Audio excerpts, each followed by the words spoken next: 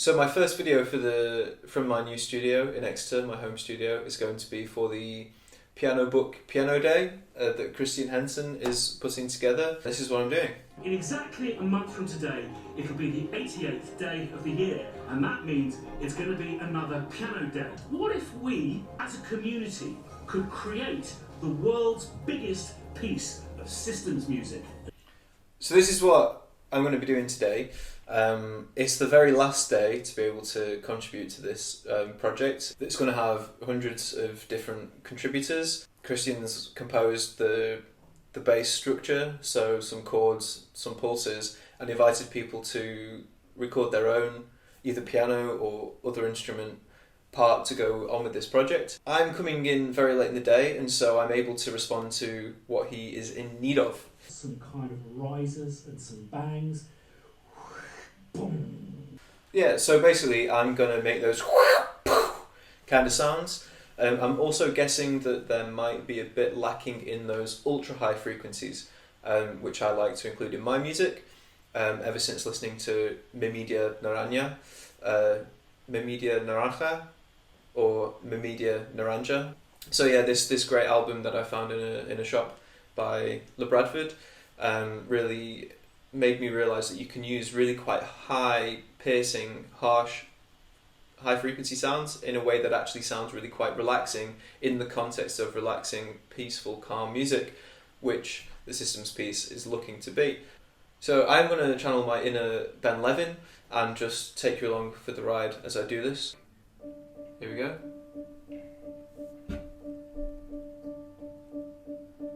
And it starts with this really sort of calm, repeated piano note, which I think will be a D because it's in D Dorian. Should have dusted. Oh, here we go. The really nice, beautiful, relaxing, calm chords come in.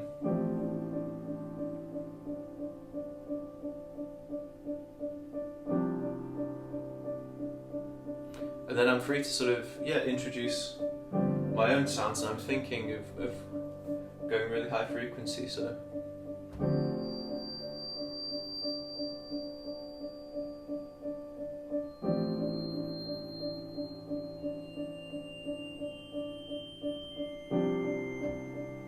Something along this line.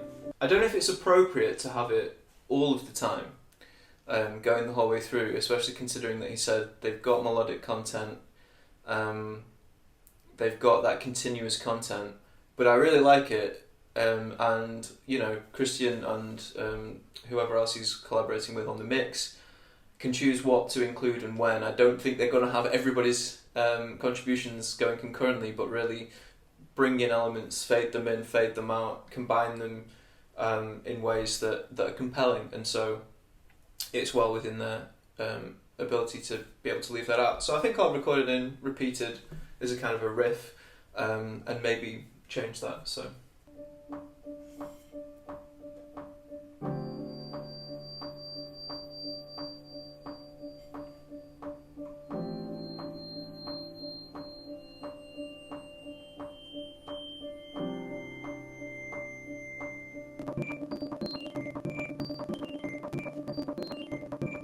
Then quiet for a bit.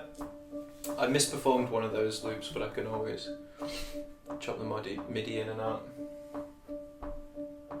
But I really like how this feels. I'm really tempted to bring in layer after layer after layer. I'll really have to kind of restrain myself on that front. Okay, so I think that sounds really quite nice. I'm getting a feeling for where I imagine those really impactful moments should be. It's quite meditative and quite a lot of repetition there. I imagine that people are going to be really building throughout that chord sequence to what I imagine would be the climax at the end of that, as it drops back to the dun dun dun dun dun, just that repeated piano pulse. There's a lot of people making a lot of creative decisions in this project, but that's where my intuition would take the piece, and I imagine it would be the same for a lot of other people. It's possible that those bum bum bum bum bum bum bum bum, those simple piano pulses, people might have decorated those with a lot more interesting things going on. I imagine there's going to be a lot of reverb tails, and almost like coming into it like a clearing in a forest after a lot of surrounding detail, coming to a calm section. And I think that having a riser build to that point, and as everything falls away, having that soft pulsing piano, or 100 pulsing pianos, a chorus of pianos, or whatever else is going on there, would be a really nice feeling. So we've got all of the high frequency stuff in there, and it's time to think about how we can get an interesting rise and hit. We can maybe start with a hit, get some reverb on there, reverse the whole thing, reverb and delay, and have that kind of almost like horror movie kind of reverse delay, reverse reverb into a different reverb and delay on the other end. One of the first times I really noticed this being used is in an old Spiritualized album. I think it was on Laser Guided Melodies, or maybe put the title of the track in the album at the bottom of the screen. But I really love that kind of sound, and it can be really quite nice in this kind of piece, which I imagine is going to be going from really meditative to be really quite epic. Could work. So let's have a look for a sound that we might want to use. So one thing I've installed recently on this computer actually is the Spitfire LABS, completely free virtual instruments that sound pretty decent. I'll start with one of the Labs instruments and see what we can coax out of that. Probably not strings. Maybe. Nah.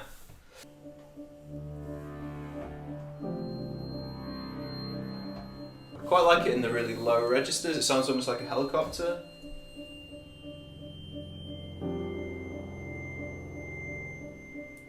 And I think that kind of sound could be something that I start quite low and rise ever so gradually and bring in other layers.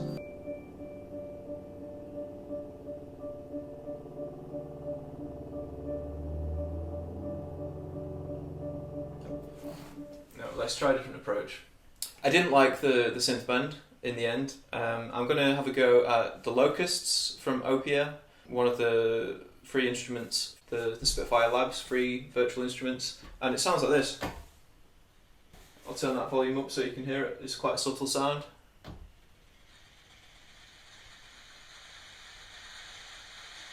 I like that kind of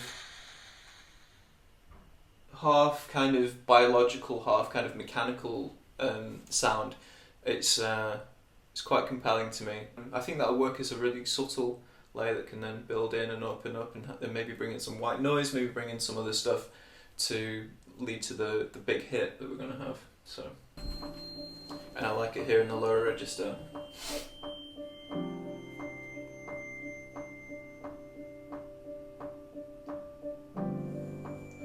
Got 4 repeats of that high melodic phrase that I'm using.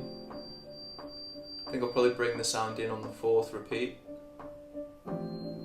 And imagine I'm going to mix the sound so that it rises and brings in this and other layers and other sort of more sound design, more field recording kind of sounds in with the rest of the material.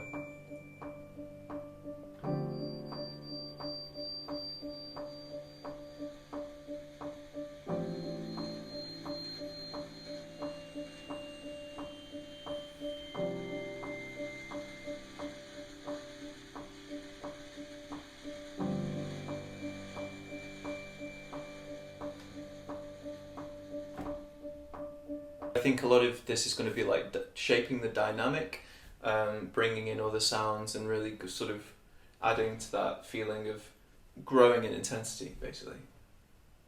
Okay, so let's do what I said I was going to do and make a sound that has a reverb and delay tail forwards in time, which is how you would normally use it. Flip that, different reverb, a different delay leading out, so we get that creepy kind of sound I was describing to you before. What I think I'll do is just use a vocalization just for speed. Not the most talented of singers, not the most distinctive of vocalists, but I do have my own unique voice and I'll use it.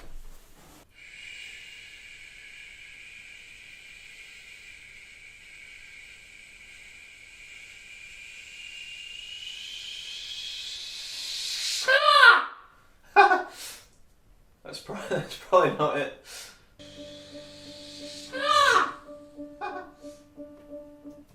No, I quite like the shush leading in, so what I might do is record one layer of the slowly building shh, and then have a different sound for the impact. Let's see what it sounds like.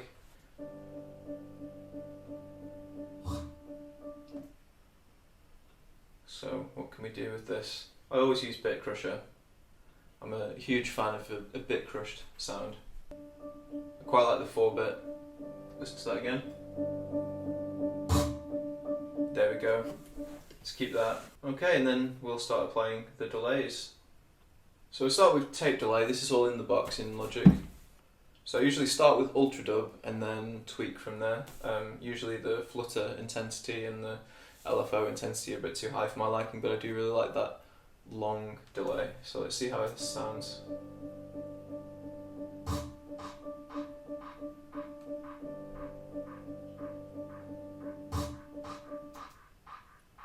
We'll take a reverb.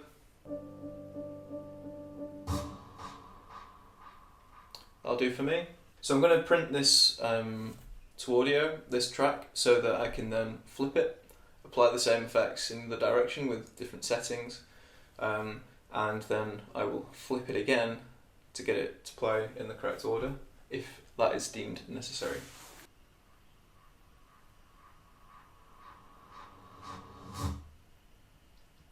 Ooh, maybe we don't want any reverb tail and we want it to just cut to nothing. I'll drag that into place in the timeline and see how that feels.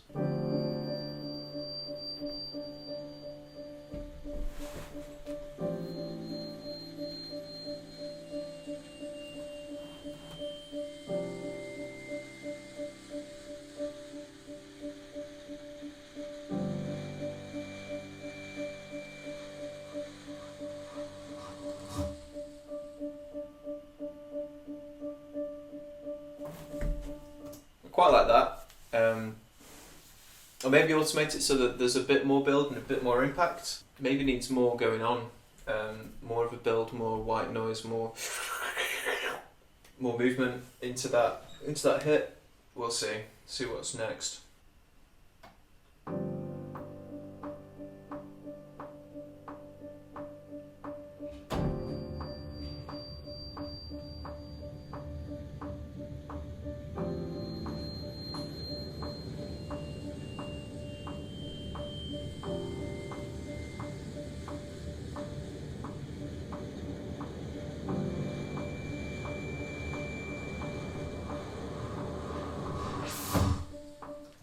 Not sure about the very end there. I'll re-record in the automation, but I really like that almost wind-like sound just before it goes up. I think I probably won't raise the resonance like I did there. It sounds a bit silly at the end. I'll have another listen and see what I think about it.